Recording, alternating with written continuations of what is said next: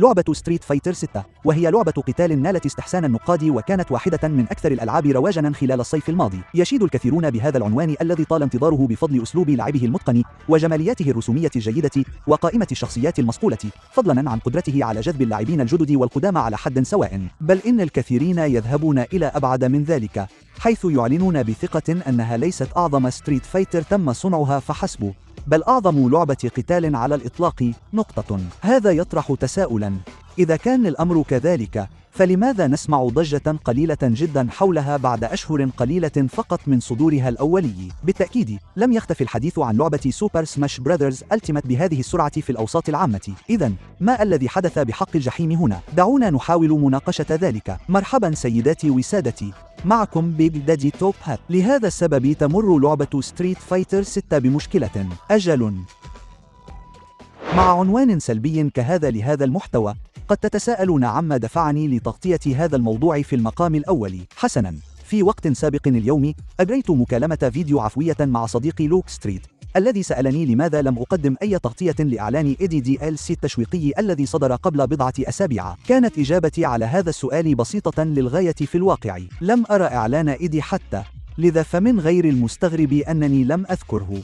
ضعوا في اعتباركم أنني صانع محتوى قدم حرفيا مئات الفيديوهات التي تغطي تاريخ ستريت فايتر، وقد حصدت أكثر من 20 مليون مشاهدة في تغطية محتوى ستريت فايتر 6 خلال هذا الصيف وحده. حقيقة أن هذا الأمر غاب عني أنا شخصيا هو أمر مقلق على أقل تقدير. إذا لم أستطع تحفيز نفسي لمتابعة ما يحدث مع ستريت فايتر 6، فكيف يمكن للمعجب العادي التفكير في القيام بذلك؟ لا بد أن هناك عوامل تلعب دورا لا يقتصر فقط على الحد من اهتمامي واهتمامنا بهذه اللعبة، بل يؤثر أيضا على قدرتنا على التعرض للمحتوى الترويجي لام ستريت فايتر 6 في المقام الأول. إما ذلك أو أن تصميم شخصية إيدي باهت جدا في الصور المصغرة لدرجة أنه لم يلفت انتباهي أبدا، لكن المزيد عن ذلك قريبا. شيء واحد مؤكد بغض النظر عما يحدث، فإن شركة كابكوم لديها مشكلة هنا، وأنا لا أتحدث حتى عن تواصل الشركة مع جيرارد من قناة كومبليشونست للترويج لام ستريت فايتر 6 بدلا مني. اكتبوا في التعليقات أدناه لماذا تعتقدون أنهم رأوه ممثلا أفضل،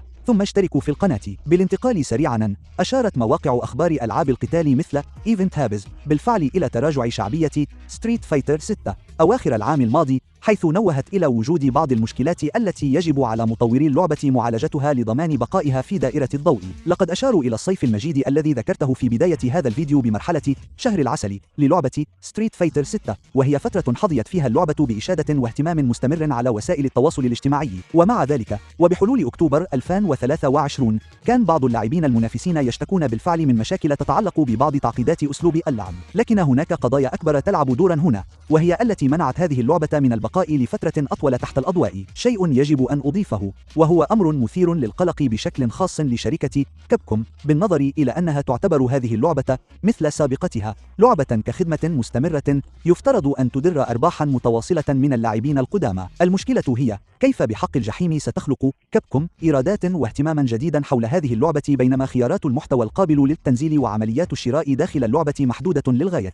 أعني بجدية، ماذا لدينا حتى الآن؟ بضع أزياء إضافية مبالغ في سعرها، وتلك الملابس الباهظة السخيفة الخاصة بسلاحف النينجا. يا له من هراء! إذا كان اللاعبون سيدفعون أموالهم التي كسبوها بشق الأنفس مقابل أي شيء في لعبة قتال، فهو بالطبع شخصيات جديدة قابلة للعب، وهي ميزة، ولكي نكون منصفين مع كابكوم فقد نفذوها في اللعبة. ومع ذلك فإن العروض المقدمة حتى الآن كانت شحيحة للغاية على أقل تقدير. من بين هذه الشخصيات حصلنا على عودة رشيد إلى السلسلة، وهو ما شعرنا وكأنه حدث مباشرة بعد الإصدار الأولي للعبة. حصلنا على آكي المصممة بشكل رائع، والتي تحسب لها أنها أثارت بعض الضجة الإضافية. أخيرا ومؤخرا تم إصدار المقطع الترويجي لشخصية إد، إعلان لم يلقى ترحيبا كبيرا بين عامة الناس، بل قوبل ببرود شديد. للأسف تبدو الشخصية مجرد شاب أشقر عادي آخر من التشكيلة الكبيرة بشكل لا يصدق من الأشقر في ستريت فايتر 5، الذين أطلقوا كل تلك الميمات خلال الفترة التي كانت فيها ستريت فايتر 5 هي اللعبة الأحدث. وللإنصاف الإنصاف فإن خلفيته الدرامية مثيرة للاهتمام إلى حد ما، ففي النهاية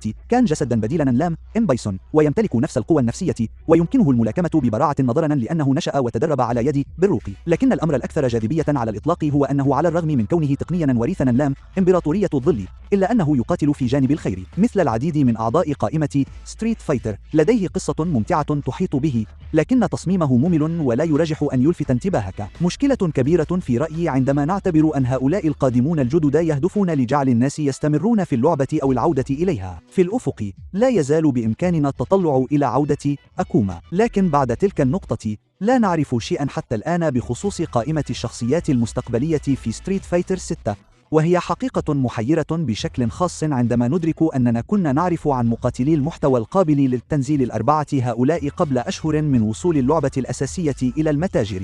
في الواقع هل يمكننا أن نعزو تسريبات ستريت فايتر 6 من أوائل العام الماضي كعامل في قلة الاهتمام الحالي بهذه اللعبة؟ دعونا نناقش الأمر. لا شك أن قائمة الشخصيات هي بلا شك واحدة من أهم الجوانب لضمان أن تكون لعبة القتال شائعة وقابلة للتسويق. ومع قائمة أساسية مذهلة، ساعد المقاتلون الموجودون في ستريت فايتر 6 في ضمان بداية قوية لهذا الإصدار. جوري وجاذبيتها الخاصة في هذه اللعبة ساعدتها على الوصول إلى مستوى جديد كليا من النجومية على سبيل المثال، وقد حظيت شخصيات مثل ماريسا والتصميم الجديد لكامي وايت وكين ماسترز بمستويات مماثلة من التقدير. لكن منذ تسريب أوائل عام 2023 لم تتح للاعبين فرصة التكهن والحماس بشأن شخصية جديدة في ستريت فايتر 6 منذ ذلك الحين. في رأيي كان نقص الحماس للشخصيات الجديدة في ستريت فايتر 6 مشكلة كبيرة لشركة كابكوم، حيث قتلت التسريبات السابقة جزءاً كبيراً من الحماس،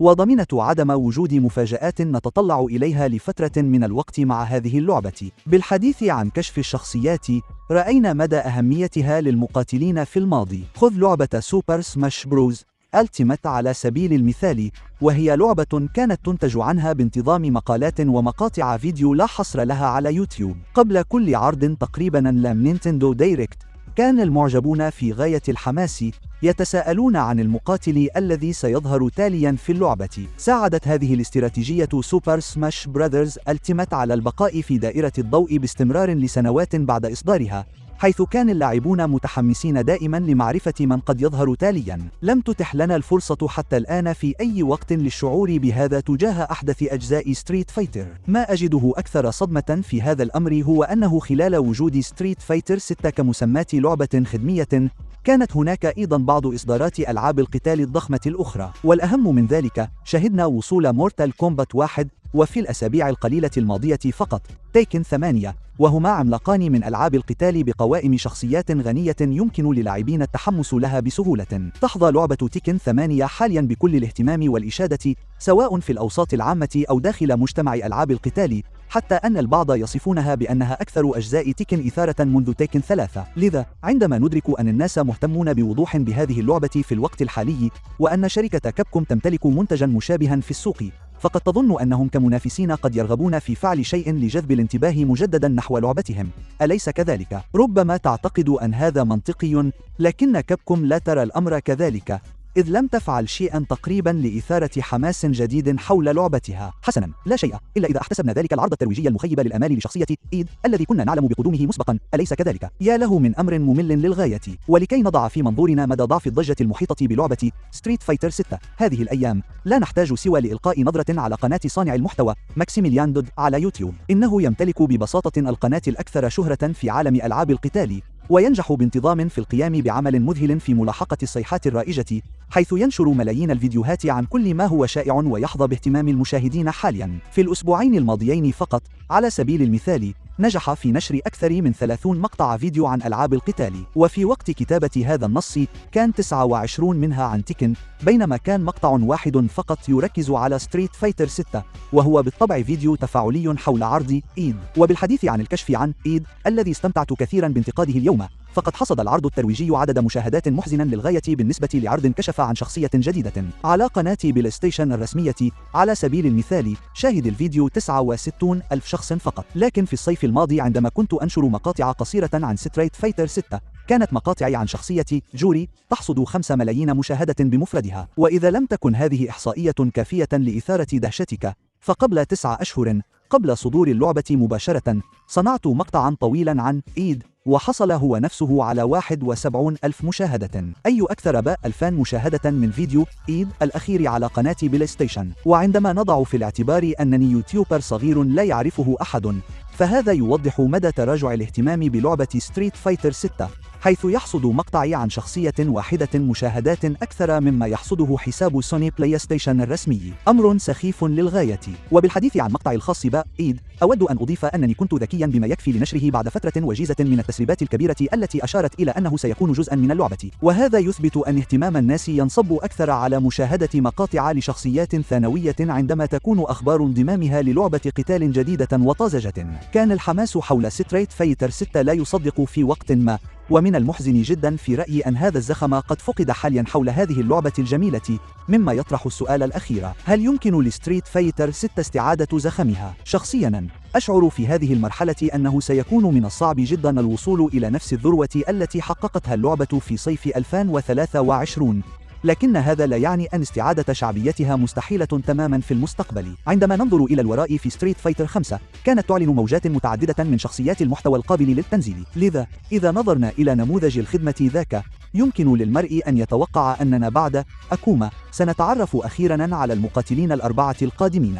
ومع ذلك ومع التسريبات التي حدثت، يبدو وكأن وقتا طويلا جدا قد مر منذ آخر مرة أتيحت لنا فيها فرصة الشعور بالحماس تجاه شخصيات عالم ستريت فايتر الغني. أيضا إذا صدقنا تسريبا سابقا من عام 2020، فقد ذكر موقع IGN ستريت فايتر 6 وسوبر ستريت فايتر 6 وألترا ستريت فايتر 6 كانوا جميعا في الطريق، لذا أعتقد أنه يمكن افتراض أن كابكوم ربما التزمت الصمت عن قصد لتركيز الانتباه قدر الإمكان على إصدار جديد. وفي كلتا الحالتين ستريت فايتر 6 ليست بشعبيتها السابقة، وهي بحاجة ماسة إلى شيء جديد، لذا اترك تعليقا في الأسفل حول كيف تعتقد أنه يجب على كابكوم إصلاح هذا الأمر. إذا استمتعت بهذه الحلقة اشترك في القناة، ثم شاهد الفيديو الخاص بي عن الخلفية الدرامية المثيرة لام إيد. هناك الكثير في شخصيته يتجاوز تصميمه الممل. أجل وداعا.